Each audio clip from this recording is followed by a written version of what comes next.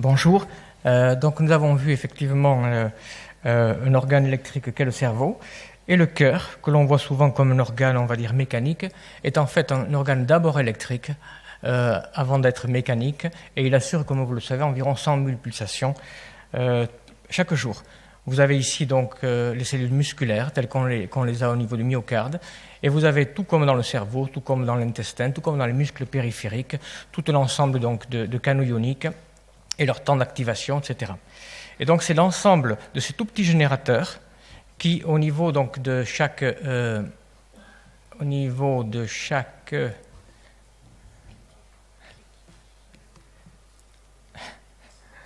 excusez-moi, c'est délicat. Voilà. Donc vous voyez donc ici ce tissu qui est aussi rapide que ça. Donc cette activation électrique, donc qui précède l'activation mécanique à partir de ces millions de petits générateurs situés sur la membrane donc, de chaque cellule.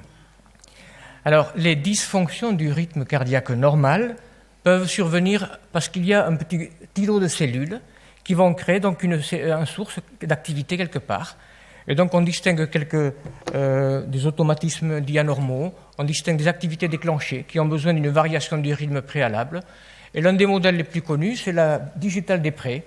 C'est celle-là qui longtemps a été un modèle dans lequel la wabaïne ou des dérivés de la digitaline pouvaient entraîner des arythmies cardiaques. Et c'est un modèle ici, par exemple, utilisé dans les années 70 et très connu. On sait très bien que l'ingestion de digitaline expose donc à des décès par dysrythmie cardiaque. Donc ça, on le comprend très bien, un foyer de cellules anormales, comme un foyer épileptogène, mais le plus souvent, les arythmies cardiaques surviennent d'une propagation. C'est-à-dire que l'influx peut être normal, mais va s'engager dans différents pertuis, c'est-à-dire sur une structure anormale, et créer un circuit. Vous avez par exemple un patient avec un infarctus ici, et on peut imaginer que dans certaines conditions spéciales où l'influx va s'engager dans le pertuis et ensuite va faire un mouvement, et ce mouvement peut être perpétuel, c'est-à-dire entraîner une tachycardie ou le décès du patient.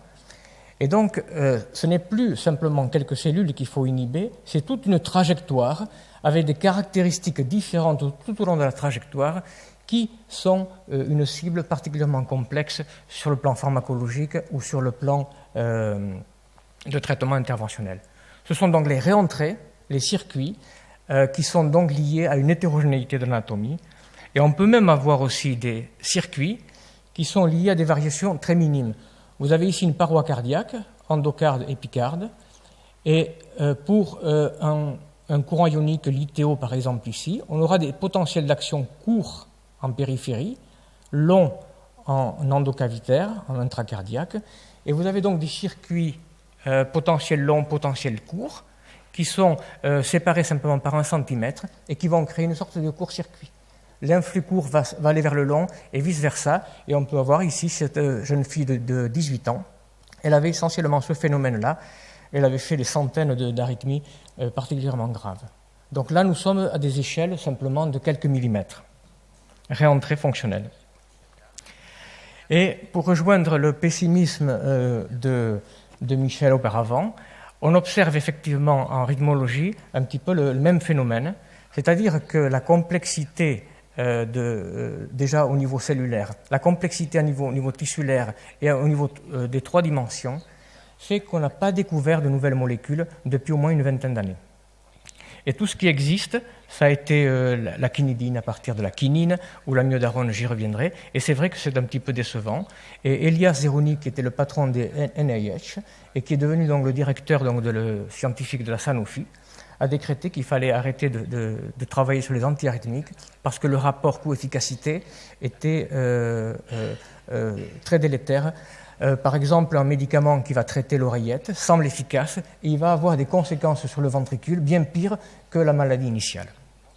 Et il y a une étude dite CAST qui a été dévastatrice à ce propos-là. On traitait des phénomènes très simples et il y a eu des patients donc, qui ont fait des morts subites. Il y a donc pour le moment un blackout, si je puis dire, sur la rythmologie en termes médicamenteux. Là, vous avez cet exemple de l'amiodarone. Donc, cette molécule de la Sanofi, c'est la meilleure existante en termes antiarythmiques. Elle a été découverte par sérendipité, une fois de plus. Elle traitait l'angine de poitrine et on s'apercevait que les patients avaient leurs troubles du rythme qui étaient corrigés. Et l'amiodarone, en fait, agit sur multiples cibles. Il y a 3 ou 4 canaux sur lesquels elle agit.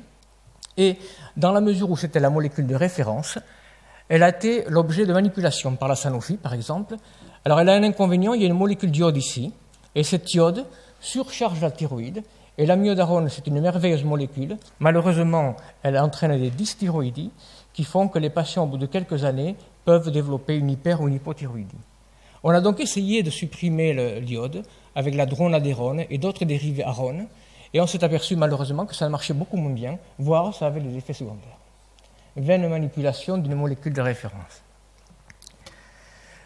Alors les arythmies, vous avez la tachycardie, vous avez donc un foyer, c'est-à-dire vous avez un seul joueur, quelque part dans le tissu cardiaque, vous avez un îlot de cellules qui est un foyer ou parfois un circuit. Ça c'est facile à traiter actuellement.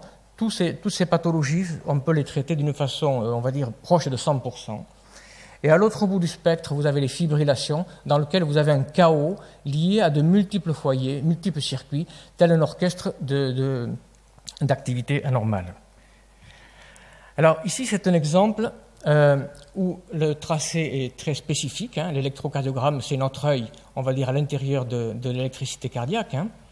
Vous avez un toit d'usine, et dans ce cas particulier de cette arythmie, le circuit, c'est un grand circuit qui tourne, macrocircuit autour de l'oreillette droite, et l'influx en fait va s'engager ici dans un petit isthme entre la veine cave et la valve, tel Roland Roncevaux, il s'engage là-dedans, et les médicaments ne marchent pas très bien, mais par contre, vous imaginez que si vous donnez un petit coup de fer, si je puis dire, dans ce centimètre de tissu, vous allez l'interrompre.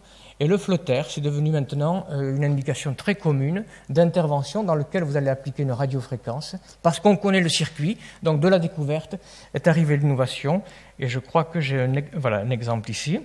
Donc vous vous souvenez, on arrive par...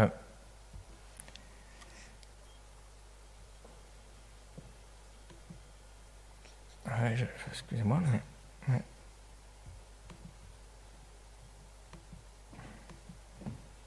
Voilà. Donc vous voyez, c'est un cathéter donc, qui rentre par les voies naturelles.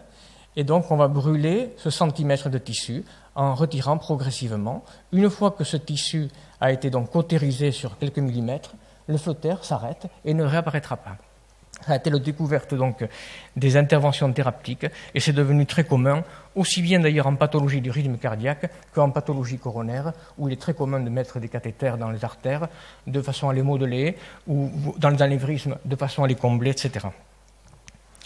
Alors voilà, la fibrillation c'est ça, c'est-à-dire que quand on enregistre un intracardiaque, on a des potentiels d'une complexité folle, qu'on a beaucoup de mal malgré toutes les méthodes mathématiques à déchiffrer, et on a l'impression que c'est ça.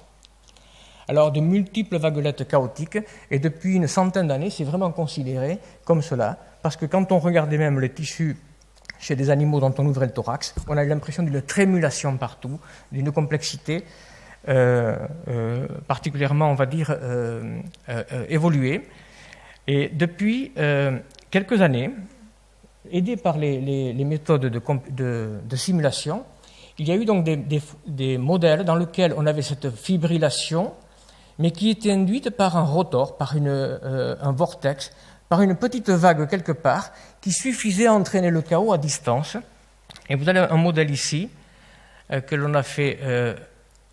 hop. Voilà. Vous avez l'impression, on le voit quand même, il y a ici un chaos, mais ici, regardez bien, vous avez un rotor, un petit rotor, qui suffit, si possible, dans un grand tissu, à donner l'impression de chaos. La différence entre ça, c'est que là, on a guère de solution. Ici, si vous annihilez la petite tornade, vous allez pouvoir le corriger. Et ça a été découvert par simulation, et ça a été ensuite validé par des cartographies optiques, et découvert, donc, 10 années avant, on l'avait prédit par la théorie. Alors, on va voir les deux aspects des fibrillations. L'oreillette, tout d'abord.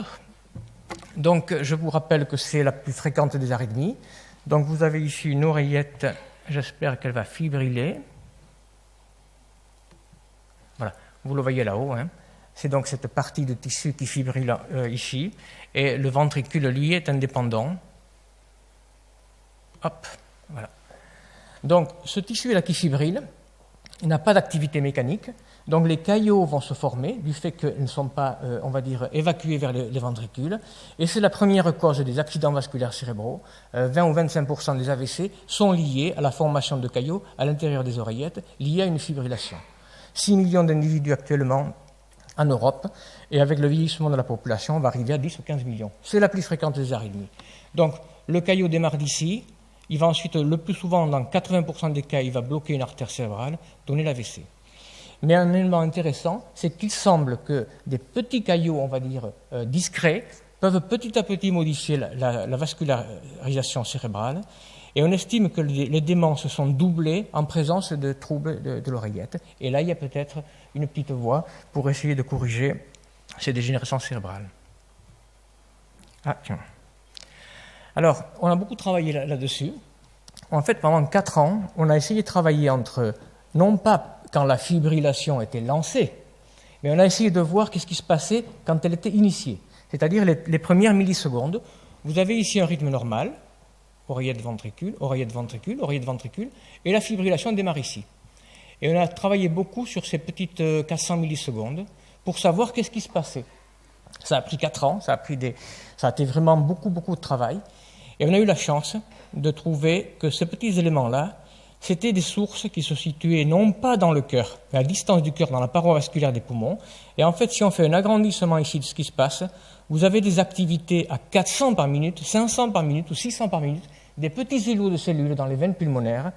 Et à 600 par minute, vous allez passer en fibrillation en quelques secondes. Et donc ça a été ça la découverte intéressante, c'est que le déclenchement se faisait dans des endroits particuliers, et cet endroit, il était dans un endroit tout à fait inhabituel, qui était donc en dehors du cœur. Et ça a donc été le début de l'aventure de traitement de la fibrillation par le blocage de ces sources initiatrices, de ces étincelles. Vous voyez ici, vous avez 100 millisecondes à cet endroit-là, 600 par minute. Et donc c'est devenu la thérapie actuelle donc, des fibrillations, dans lequel ces foyers sont emprisonnés par des applications de radiofréquence. Et il s'en est fait 300 000 en 2014. Il y a toute une industrie qui s'est créée autour pour développer des outils qui permettront d'aller de plus en plus vite et de traiter les millions de patients, éventuellement, qui sont atteints de cette affection. Alors, ça ne veut pas dire que le traitement de la fibrillation sera, on va dire, interventionnel. Quand on regarde les potentiels d'action, on va dire, de ces cellules sources, si je puis dire, elles ont des caractéristiques très différentes des cellules cardiaques. Vous avez ici une cellule cardiaque, un grand potentiel d'action, et là, vous voyez en pointillé, on a vraiment des potentiels différents. Et il est vraisemblable qu'il y ait une machinerie très particulière que peut-être, je suis optimiste, Michel, on arrivera peut-être à bloquer. Il y a par exemple des peptides particuliers. On peut donc imaginer quelque chose de très spécifique à l'intérieur donc, de ces cellules qu'on pourra peut-être mettre un verrou et la clé qui permettra de terminer ce verrou. C'est ce que nous essayons de faire. Et puis il y a aussi d'autres techniques comme l'application de nanoparticules magnétisées, etc. Il y a différentes choses. Donc c'est l'une des grandes voies de recherche dans la pathologie donc la plus commune. Alors maintenant, la fibrillation du ventricule. Là, on change d'étage, on descend vers le ventricule, mais on change aussi de gravité. Pour ceux qui ne le savent pas, la fibrillation ventriculaire, c'est égal à la mort subite. Quand le ventricule fibrille, en 3 minutes, le patient décède. L'âge moyen en Europe, c'est 65 ans, ce qui veut dire que la moitié des individus qui vont décéder subitement sont en activité professionnelle. On voit des enfants, des adolescents, etc. 80% de ces décès surviennent à domicile. 10% on va dire dans la rue, et ce sont ces individus-là qui, en milieu public, peuvent avoir une chance d'être ressuscités par un défibrillateur, on va dire, et un secouriste qui applique les premiers massages cardiaques. Donc 50 000 personnes par an vont décéder, 350 000 en Europe, et ce chiffre est absolument vrai en Europe ou aux États-Unis. La mortalité par fibrillation ventriculaire est égale au décès cumulé du cancer du sein, du cancer du poumon, du cancer du côlon, c'est-à-dire les 3 cancers les plus meurtriers. Alors vous avez ici 2 décès enregistrés parce que les patients portaient un enregistrement Holter, donc ils avaient l'électrocardiogramme en permanence enregistré, et là vous avez une mort, si je puis dire, naturelle. Le patient a une maladie grave, et quand le cœur va s'arrêter, vous voyez, telle la bougie qui s'éteint, le tracé va devenir plat. Mais dans cette affection rythmique, regardez, c'est totalement différent. là, à 5 heures du matin, brutalement, le cœur va s'emballer et vous avez une fibrillation ventriculaire et un décès lié donc à cette tornade électrique. C'est ça la fibrillation, ce n'est pas un arrêt du cœur, c'est un hyperemballement. Mais mécaniquement, ça revient au même. Alors, je vous présente le docteur Mirovski, qui a fait ses études à Lyon et qui, le premier, à la suite d'ailleurs du décès d'un de ses amis proches, a décidé de développer un défibrillateur implanté. Et donc, quand il a voulu développer ça, il a été accusé de tous les maux, et on l'a même accusé dans des journaux, que le docteur Mirovski veut mettre une bombe dans le thorax des patients. Et donc, il a quand même persévéré. Et ce film-là, qui est juste une petite séquence, a fait, on va dire, a mis, on va dire, le système comme évident dans l'esprit. C'est un petit chien qui est implanté dans un défibrillateur. Le petit chien marche, on déclenche par le défibrillateur une arythmie, on le voit tomber, il roule par terre, toc, il reçoit un choc, il se relève et il continue sa petite marche. Et ce petit film de quelques minutes a permis aux gens de dire voilà ce qui pourrait se passer pour un humain. Et c'est ainsi que le défibrillateur est actuellement la thérapie pour les gens qui ont fait une fibrillation ou qui sont à haut risque de la faire. Alors vous avez ici un patient, je suis désolé de la qualité du film. Nous avons travaillé de la même façon dans les fibrillations du ventricule que nous l'avons fait dans l'oreillette. C'est-à-dire on n'a pas cherché à savoir ce qui se passait une fois le processus lancé, mais de voir ce qui se passait à l'origine. Voir est-ce qu'il n'y avait pas des cellules responsables de cette maladie. Là, vous avez un patient, c'était typiquement les patients que l'on voyait, là, il est en rythme normal, et puis brutalement, il fait un orage rythmique, il est défibrilé. Et puis il en fait un deuxième, et puis il en fait un troisième. Ce malheureux patient en faisait des dizaines, ce qui a permis d'aller étudier les premières cellules dans ce contexte, on va dire, d'arythmie quotidienne. Et dans le cas particulier, on a pu mettre en évidence que les cellules déclenchant ces fibrillations ventriculaires, donc ces arythmies dévastatrices, étaient là aussi correspondant à un tissu particulier. Et ces cellules de Purkinje, je vous les présente ici. Voilà, vous avez ici un mouton, et on voit très bien ces cellules d'ailleurs qui ressemblent à des neurones, et qui sont un tissu qui ne constitue que 2% de la masse cardiaque. Et ce tissu est intéressant parce qu'il est très limité, il a des caractéristiques, on va dire là aussi, protéiques moléculaires particulières, et on pense qu'on pourra peut-être mettre, comme dans l'oreillette, peut-être un verrou médicamenteux à cette arythmie. Ces cellules, c'est un petit peu comme si vous trouvez un germe, et maintenant il faut aller étudier le germe pour essayer d'avoir un traitement, on va dire, inhibiteur. Et là, vous voyez, c'est une dame, une personne de 38 ans, qui faisait ça, et la cartographie, là encore, toujours pareil, du premier élément, permet de voir une activité qui naît d'ici. Et on peut donc par la radiofréquence brûler ces cellules et démontrer donc que c'était bien un lien entre la fibrillation et la source en question. Mais le traitement le plus commun de cette affection-là, c'est le défibrillateur. Et on réserve cette ablation uniquement au cas pour lequel le défibrillateur ne marche pas. Néanmoins, la cellule est identifiée et donc on peut imaginer un jour pouvoir développer des médicaments. Je vous montre par exemple ici une embryologie. Sur le plan embryologique, ces cellules de Purkinje sont particulières, je ne peux pas vous en dire plus. Et par contre, on sait très bien qu'elles ont des potentiels d'action qui leur sont très particuliers. Et là, je vais vous montrer des expérimentations que l'on fait ici à Bordeaux, dans lesquelles des cellules... Voilà. Vous avez ici des vagues calciques. C'est absolument magnifique ce film. Normalement, la vague calcique est beaucoup plus homogène, et là, c'est véritablement une vague calcique dans des modèles animaux d'infarctus du myocarde, où on voit que les cellules de Purkinje déclenchent la faiblesse. Il y a donc un mouvement calcique qui est très différent, et on a des tracés très beaux, celui-ci ou même ce film ici, dans lequel il y a une hétérogénéité, voilà, on dirait une flamèche qui court ici. C'est très spectaculaire. Donc, c'est au niveau de ces vagues calciques, peut-être, qu'on trouvera la solution pour inhiber le déclenchement fibrillatoire au niveau du ventricule.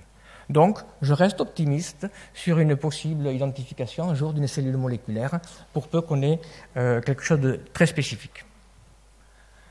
Alors, l'oreillette, le ventricule, le problème essentiel pour ces morts subites, c'est d'identifier parmi nous ceux qui seront susceptibles de développer cette arythmie la nuit, le jour. Et c'est vraiment le problème fondamental pour réduire la mortalité cardiovasculaire et un défi scientifique majeur. Alors, il y a 3 pistes. on estime que 10% des morts subites, ce sera une mutation qui va affecter un canal ionique ou une protéine du métabolisme calcique. Mais il y a malheureusement de multiples gènes de susceptibilité. On a vu avec Michel qu'il y a 77 et non pas 71 gènes qui codent par exemple pour les canaux potassiques, multigénicité, et c'est vrai que ça permet en tout cas, une fois qu'on a identifié au moins un canal ionique, de pouvoir donner des conseils familiaux aux familles donc, qui sont touchées par ce type d'affection. Donc, recherche de marqueurs de prédisposition génétique. Vous avez ici d'ailleurs les applications. Dans le long QT dont on parlait tout à l'heure, par exemple, une certaine forme qui est le long QT1 qui correspond donc à un canal particulier. Ce type de patients font surtout des arythmies, donc des morts subites ou des syncopes, quand ils sont en train de nager. Par exemple, dans le long QT2, qui est un autre canal potassique, ils vont faire en particulier lors de stress auditif, notamment le réveil du matin, ils vont faire des arythmies, etc. Donc on a des correspondances entre le génotype et l'expression clinique. Alors, génétique, ensuite, les caractéristiques du tissu. On estime que si on avait une connaissance très fine de la structure myocardique, on aurait une idée de savoir quels sont les gens susceptibles de développer ces arythmies gravissimes ou pas. Alors vous avez par exemple ici, on travaille énormément bien sûr avec des IRM de haut champ. Ceci est une IRM qui est à Bordeaux, qui est en tout cas unique en cardiologie, parce qu'elle est de très haut champ, et elle permet de mettre des cœurs humains. On met des cœurs humains travaillants sur Langendorf, qui vont travailler donc dans cette cavité, et qui nous permettront d'avoir des résolutions d'à peu près 25 microns sur des patients qui ont été transplantés. Donc on a des patients dont on sait qu'ils ont eu de l'arythmie, on a l'accord de l'agence de bioéthique là-dessus, donc on va pouvoir savoir ceux qui ont des arythmies versus ceux qui n'en ont pas, qu'est-ce qui dans la structure fine permet de les différencier. Et enfin, génétique, caractérisation structurelle et caractérisation fonctionnelle. L'idée que l'on se fait pour les patients qui ont eu une mort subite et qui ont un cœur apparemment sain, c'est qu'il y a eu, sur le plan électrique, c'est un peu la tectonique des plaques, il y a eu quelque part des divergences de force qui ont fait qu'ils ont extériorisé cette arythmie.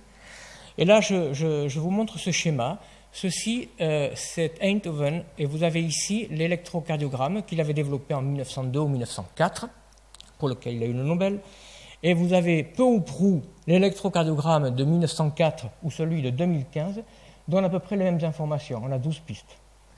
Et vous avez ici Röntgen dans les années 1880 et la main de sa femme. Vous avez vu le progrès fulgurant qu'il y a eu en imagerie de structure et l'absence de progrès qu'il y a eu en imagerie fonctionnelle électrique. Parce que le problème inverse aussi est plus compliqué. Et donc, on est d'un optimisme, on va dire, à toute épreuve, et on pense qu'on peut essayer de faire mieux.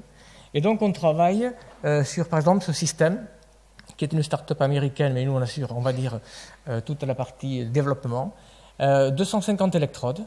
Vous avez ici le cœur de profil. Vous imaginez que toutes ces électrodes vont regarder sous des angles différents l'activité cardiaque. Si vous connaissez par exemple la distance entre l'électrode de 250 et ce tissu, admettons 3 cm, le potentiel qui est ici, vous pouvez par une méthode inverse essayer de faire une cartographie du tissu lui-même. Et cette méthode est en train, on va dire, de se développer, et on espère avoir un jour l'électrocardiogramme du futur. Je vous montre cet exemple. C'est l'électrocardiogramme, on va dire, de haute résolution d'un jeune homme de 18 ans, et son frère jumeau a été trouvé mort un matin, mort dans son lit. Et le frère jumeau, quand on a étudié sa structure fonctionnelle, parce que sa structure myocardique est normale, on trouve des anomalies. Vous avez par exemple ici des potentiels d'action, si je puis dire, de 140 millisecondes, tout à côté qui font 260, potentiel court, potentiel long. On pense que là, on sort de la norme et que peut-être là, il y aura matière à dépister les patients structurellement normaux, mais fonctionnellement normaux. Donc la génétique, la structure et puis la fonction. Voilà, cette méthode simplement ici. Regardez ce film. Voilà, vous avez ici en fait par cette cartographie, ce jeune homme a fait une mort subite ressuscitée, il avait 23 ans, il marchait dans la rue. Et quand on déclenche une fibrillation ventriculaire, on voit bien qu'il y a les rotors. En fait, ce sont des tornades qui tournent ici à peu près à 400 par minute, qui se situent dans la partie inférieure du cœur. Vous le voyez, c'est l'arc-en-ciel qui tourne là. Donc, on sait où est le rotor. Peut-être qu'en regardant de plus près à l'état de base, sur l'électrocardiogramme, c'est la zone fragile. Et on essaiera ainsi d'avancer dans la définition des sujets susceptibles donc, de développer les décès, on va dire, illégitimes. Alors, ça c'est l'équipe de rythmologie modulation cardiaque à Bordeaux, ça s'appelle le LYRIC. C'est un IHU donc, qui a été créé exclusivement pour travailler sur les troubles du rythme cardiaque, la mort subite, la resynchronisation, etc. Et c'est une équipe dont je suis très fier parce qu'elle est très internationale. Il y a des gens du Canada, d'Australie, du Japon, des États-Unis, des Pays-Bas, d'Angleterre, etc. Chacun d'eux est vraiment l'expert dans son domaine. Et on espère que on va dire, l'assemblage de tous ces cerveaux va permettre d'avancer dans l'exploration et la thérapie de ces arythmies dévastatrices. Et je finirai, parce que je pense que je vous ai stressé ou même déprimé peut-être, je vais finir par peut-être le film que vous connaissez, mais il est tellement charmant que je ne peux pas... Il dure qu'1 minute.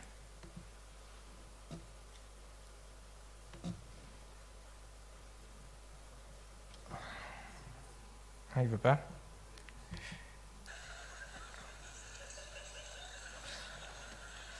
Thérapie de la mort subite, hein, de l'arrêt cardiaque.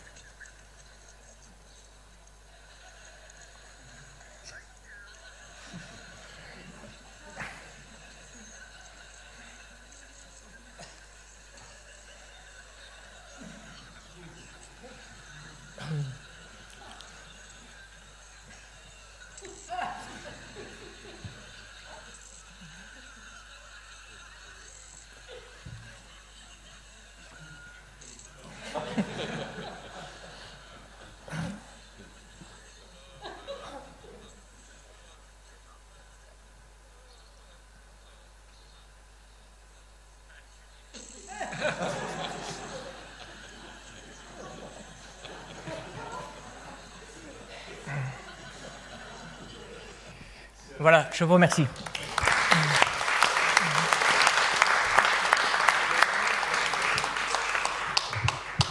On a le temps pour 2 questions peut-être. Oui, Jean-Pierre Kahn et puis Alain Fischer. Vous avez parlé de fibrillation auriculaire à la surface de l'oreillette. Mais est-ce qu'il n'y a pas des sources à l'intérieur de l'oreillette qui finalement sont plus faciles à traiter par chirurgie? Alors, je ne sais pas d'où est venue la question.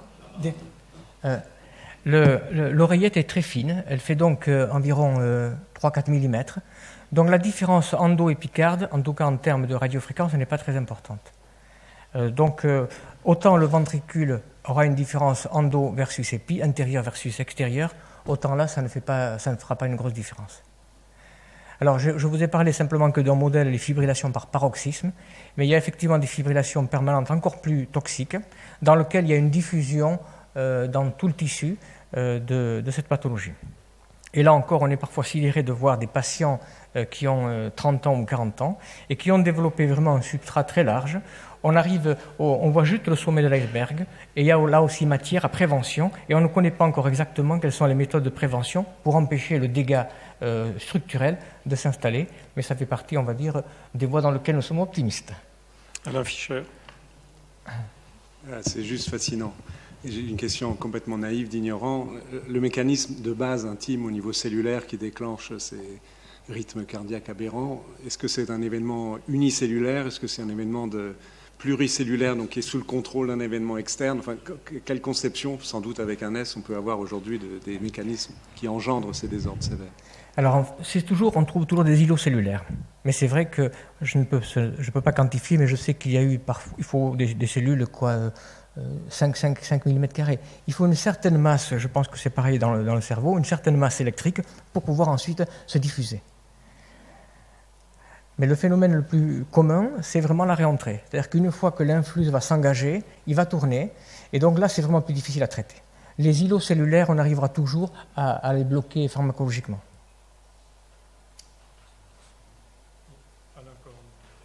Encore. Oui, je voudrais vous demander, dans le cas de ces amas cellulaires au niveau ventriculaire, est-ce que vous avez une idée, par exemple, que les jonctions de type GAP puissent avoir une physiologie particulière? Parce que tout ce tissu est... la propagation de l'influx électrique se fait par l'intermédiaire des GAP. Alors, il y a quelques affections rythmiques, donc liées effectivement à des anomalies de connexine, mais elles sont moins fréquentes que la cellule elle-même. Mais c'est vrai que la connexine est assez peu connue, et nous avons la chance d'ailleurs dans l'équipe lyrique d'avoir quelqu'un qui est particulièrement, on va dire, expert dans ces connexines. Alors, par exemple, pour le Purkinje, il y a des connexines, je crois 43, qui sont très particulières et qui pourraient constituer une cible donc, dans certaines affections. Elles sont considérées, on va dire, ces cellules de transition comme ayant moins d'importance, mais peut-être se trompe-t-on. Il y a quelques formes génétiques, donc uniquement, on va dire, affectant les gap junctions. Michel Lazdanowski. Oui, c'est moi, Michel. Michel.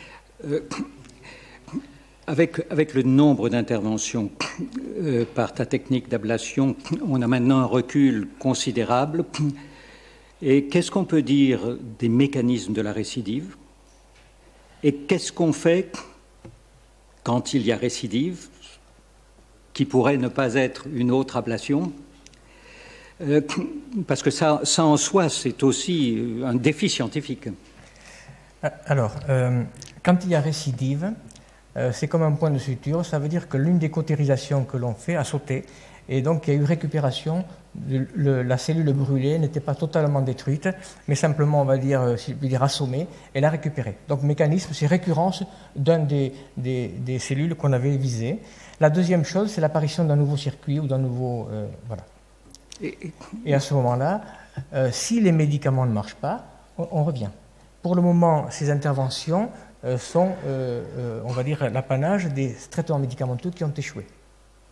Alors, on n'est pas, nous, on va dire, persuadés qu'il va falloir traiter ces millions de gens par des techniques interventionnelles. On espère trouver quelque chose qui est à leur origine et essayer d'être plutôt médicamenteux, mais peut-être se trompe-t-on.